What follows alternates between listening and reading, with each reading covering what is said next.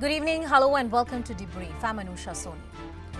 It's day 26 of Russia-Ukraine war, with death and devastation looming large in the war-torn country. The hope has been pinned on the anticipated peace talks between the two nations. Turkey indicated of a possible peace deal, but it's simply a wait and watch so far. While many countries may be buckling under the pressure from US and also Russia, but India has dug its heels with a well-balanced foreign policy. US is clearly not happy. But Quad partner Australia has backed India's position. Henry Kissinger, the well-known US diplomat and politician, famously said that US has no permanent friends and enemies. It's only the interests which are eternal. India is clearly and categorically pursuing its own national and security interests. For the next 30 minutes, we understand the different aspects of India's foreign policy. What are the key interests that India is guarding? Is there a history and precedent to India's position? And rather interestingly, India's foreign policy is finding endorsement from the most unexpected quarters. Let's begin with the special report by Rishi.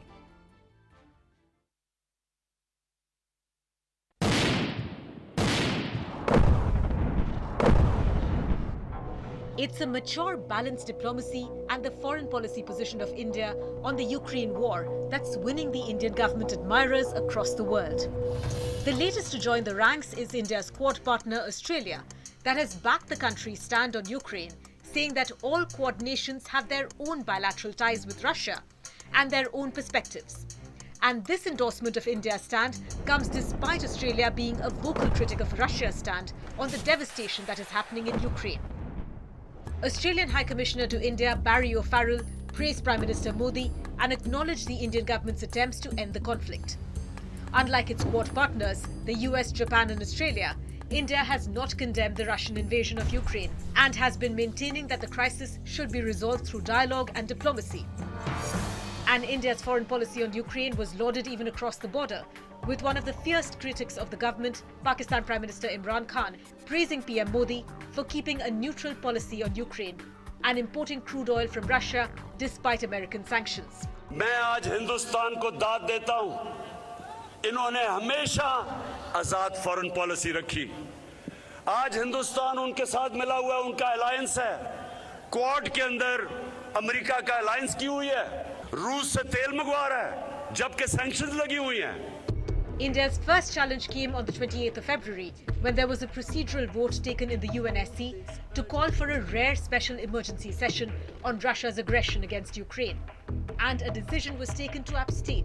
Next was on the 3rd of March when the UN Security Council voted on the draft resolution presented by the US and Albania, demanding that Russia immediately, completely and unconditionally withdraw all of its military forces from the territory of Ukraine. India decided to abstain again, although India's envoy to the UN, T.S. Tirumurti, mentioned that India was deeply disturbed by the developments in Ukraine and appealed for cessation of violence. India is deeply concerned that the situation in Ukraine continues to deteriorate. We reiterate our call for immediate cessation of violence and an end to hostilities. Again in March, India abstained on a vote at the UN Human Rights Council in Geneva, as the Council decided to set up an international commission of inquiry into Russia's actions in Ukraine. At the heart of these decisions was the safe evacuation of 20,000 Indians who were stuck in Ukraine. By keeping a neutral stand and not earning the ire of either Ukraine or Russia, we were able to bring back a majority of our nationals safely under the evacuation mission Operation Ganga. And the concerns are multifold. The tensions along the LAC and the growing expansionist policy of China is a concern for a country like India.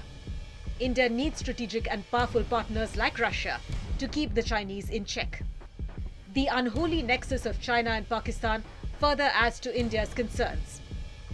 This is not to underestimate the importance of American cooperation in multiple sectors and the further deepening of ties post the Indo-US nuclear deal. It is on this slippery ground that India has been very smartly managing and hedging its bets, aiming to secure its national interests. India's penchant for practicing strategic autonomy is not without its history. India has always insisted on maintaining an independent agency, even at the cost of being called a fence-sitter. Back in 1968, when the Soviet Union invaded Czechoslovakia, the Indian government under Prime Minister Indira Gandhi maintained its silence over the issue. In 2003, it was mild disapproval by the NDA government when the US invaded Iraq. India's foreign policy is undergoing a new test of choices and partners in the international system.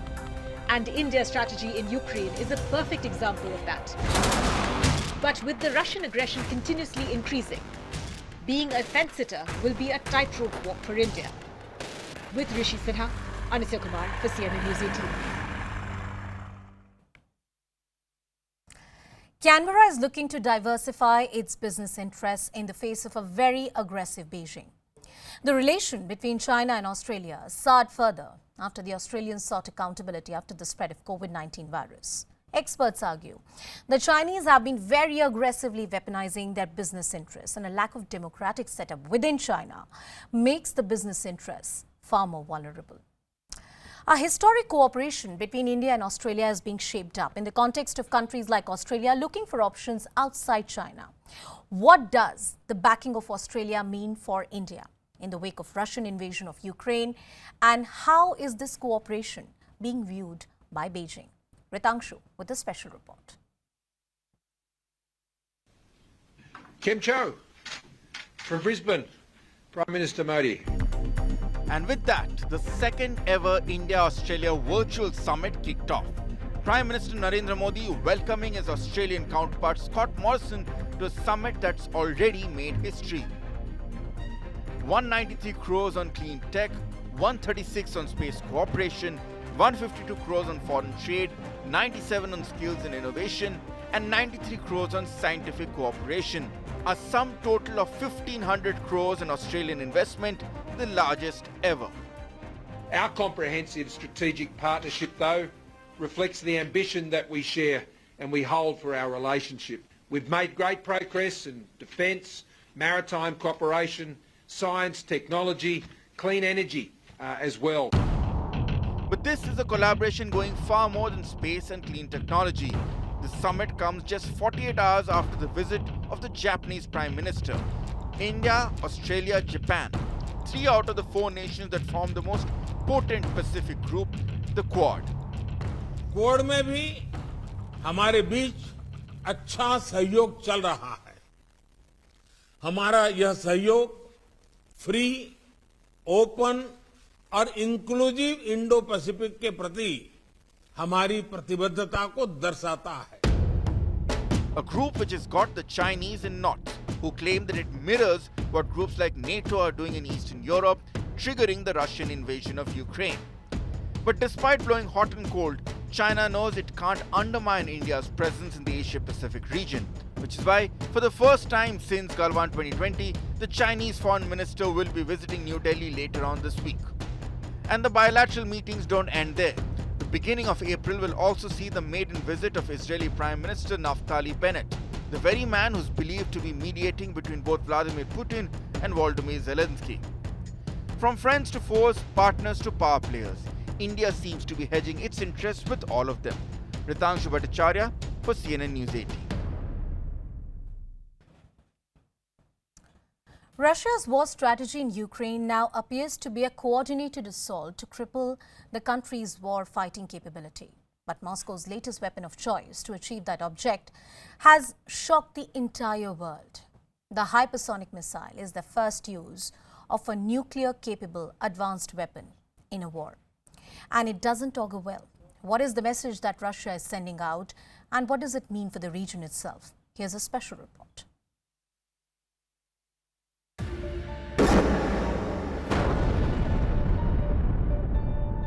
Hypersonic missile Kinzhal, the dagger, unleashed by Russia twice in the last 3 days. The first on Friday to destroy an underground ammunition storage site in the southwest of Ukraine. Then again on Sunday morning to destroy a fuel depot in Mykolaiv region. Authorities there issued an hour-long air raid warning early Sunday.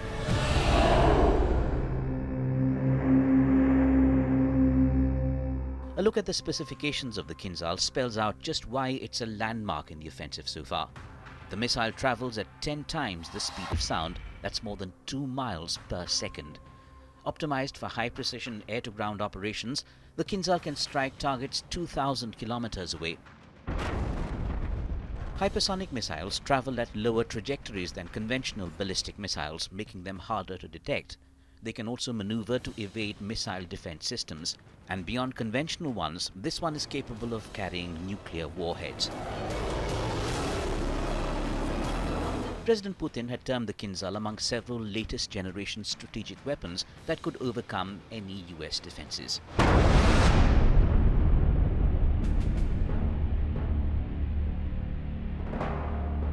In the last 25 days of wreaking mayhem across Ukraine, Russia has repeatedly denied targeting civilians, saying its focus is high-precision targeting of military assets.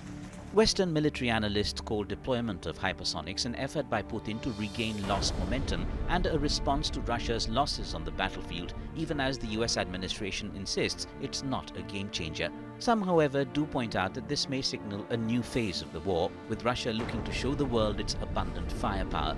Which means the road ahead could be use of heavy Russian firepower to support assaults on urban areas, coming worryingly at the cost of further civilian casualties.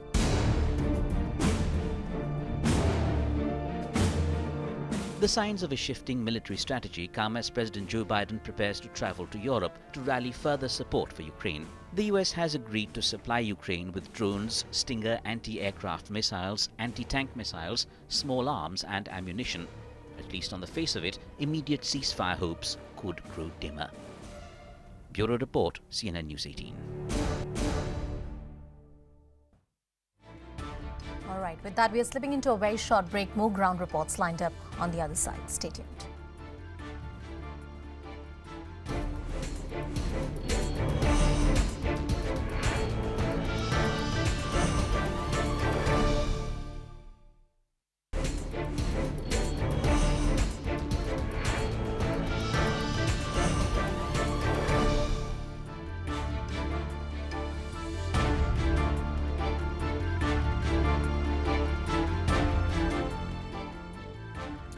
Welcome back. In an exclusive conversation with CNN, Ukrainian President Zelensky has said that a failure to negotiate peace with Russia will culminate into a third world war. Ukraine has also rejected Putin's ultimatum to surrender Mariupol as it faces relentless assault by Russian troops, stating, and I'm quoting, "There is no question of surrender or laying down arms." Moving on and talking about what else could be further expected, US President Joe Biden is heading to Poland for bilateral talks to discuss action against Russia and humanitarian aid for Ukraine. Listen in to this exclusive conversation. President Biden has called Vladimir Putin a war criminal. And yet, you have called for negotiations with him. Will it be hard? Will it be painful for you to have to sit down with Putin were he to agree and negotiate with him? I am ready for negotiations with him. I was ready over the last 2 years. And I think that without negotiations, we cannot end this war. I think that all the people who think that this dialogue is shallow and that it is not going to resolve anything, they just don't understand that this is very valuable. If there is just 1% chance for us to stop this war, I think that we need to take this chance. We need to do that. I can tell you about the result of this negotiations. In any case, we're losing people on a daily basis, innocent people on the ground. Russian forces have come to exterminate us, to kill us. And we have demonstrated the dignity of our people and our army, that we are able to deal a powerful blow. We are able to strike back. But unfortunately, our dignity is not going to preserve the lives. So I think that we have to use any format, any chance in order to have a possibility of negotiating, the possibility of talking to Putin. But if these attempts fail, that would mean that this is a third world war. Kherson is the only Ukrainian city that has fallen to Russia in its invasion so far. But slowly, Ukrainian troops are putting up a fight to gain back the control of the region. CNN's Nick Payton-Walsh gets us a rare look of Ukraine's road to Kherson. Have a look.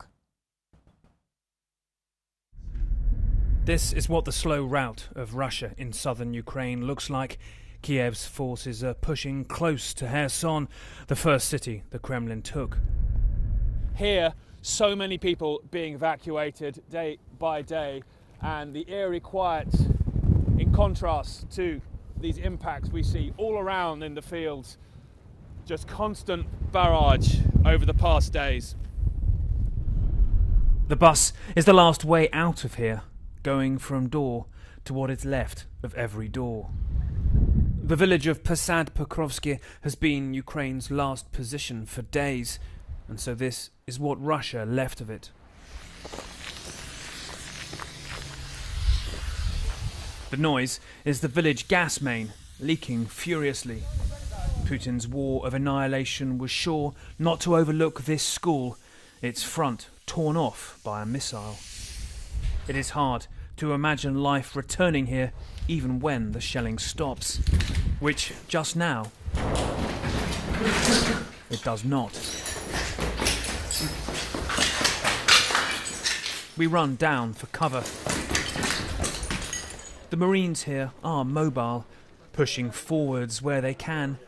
Kherson's nearby airport their prize. Now we have a little mission. On your way to the airport? To kill the motherfucker. Daniil is a former Lebanese soldier working in TV, married to a Ukrainian. 2 weeks ago this place had life, and now nothing. The bus has filled with anyone left who wants to leave, anyone who can move themselves. We are asked to take those who cannot. Go! And who remember the last time war came to Europe. As we leave, shelling hits the village. It had become a deathbed, riddled with cluster munition mines, this man said. Убивали всех людей. Это сволочи, это гады, блядь, паразиты. Они если воюют с войсками, они воюют с людьми, блядь, понимаете, убивают всех, блядь. Это хуже фашистов, блядь. Хуже. От німці наші наступали, бачив я, бо я той так коло коров був. Так вони ж над людьми не здівалися. Over days, the road out of there has been fought over. It's pock-marked concrete lined with these tiny, peaceful worlds ripped open. This woman was in Poland when Russians took her hometown, Kherson, where her children are. Мне домой надо. Nikolai can't really hear the blasts at his age, but sent his wife to live with his daughter in the city. He has stayed to protect whatever they have left.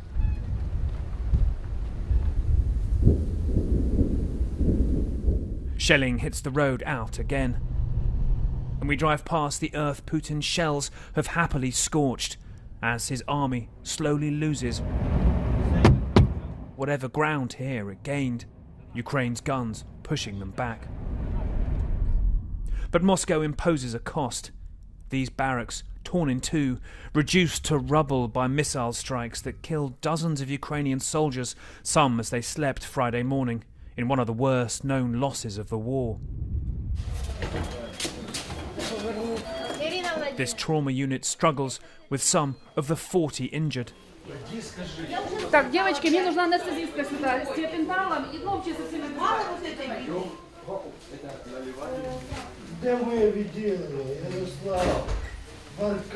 One soldier asking for his friends by name. Not all injuries involve blood. This soldier was in bed on the 3rd floor when the blast hit, and he found himself on the 2nd with both legs smashed, losing consciousness. Ми знаємо ворога. Уже наконец-то ви повинні побачити, почути. Не знаю. Да сколько надо смертей, щоб всі побачили.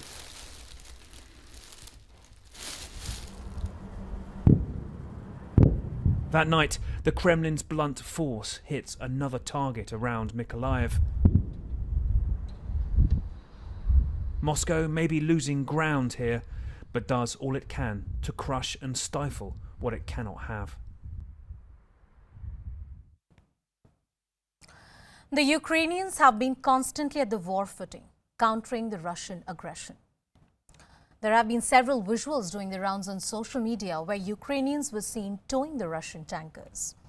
But have you ever wondered what happens to these abandoned weapons and vehicles? CNN's Frederick Beitgen with this report. Another setback for Vladimir Putin's army. Ukrainian forces say they destroyed this column of Russian vehicles, but believe it or not, some might be used by the Ukrainian army soon. This unit of Ukraine's territorial defense fixes up captured Russian military hardware. Mechanics working day in and day out, often using scrap parts to get armored vehicles back on the battlefield. Look at all the stuff that they have here. They have old metal, cables. The guys here tell us that they use everything that they can to make these vehicles fit again and beat Vladimir Putin with his own weapons. When we visited, the group was fixing up several armored personnel carriers and a fuel truck.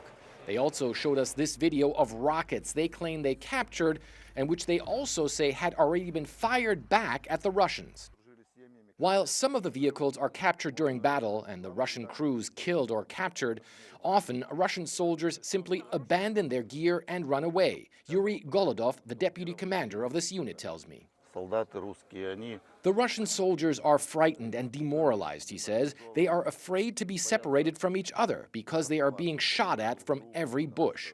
We call it safari. Civilian hunters are now hunting for those Russians who fled through the forests.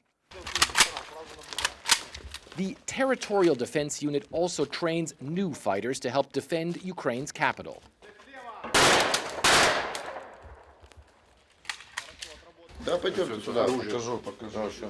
And they show us some of the arms they've received from the US and allied nations, like this German-made Panzerfaust III anti-tank weapon.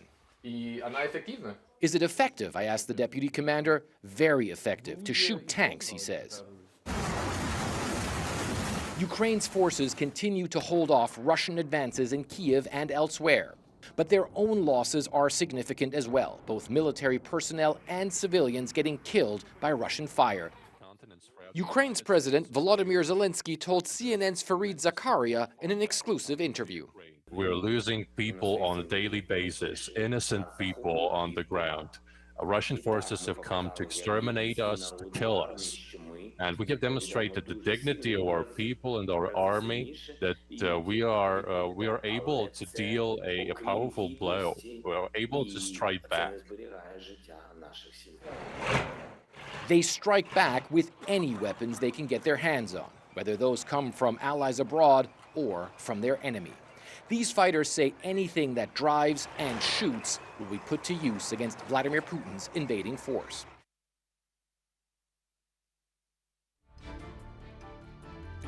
Well, at a time when the world was hoping to recover from the ill effects of the COVID-19 pandemic, Russia's invasion of Ukraine has not just thrown Europe, but the entire world into an era of a different level of uncertainty altogether. Here's hoping that there is some sort of peace deal that can be worked out between Russia and Ukraine in the next few days. With that, it's a wrap. Thank you for watching.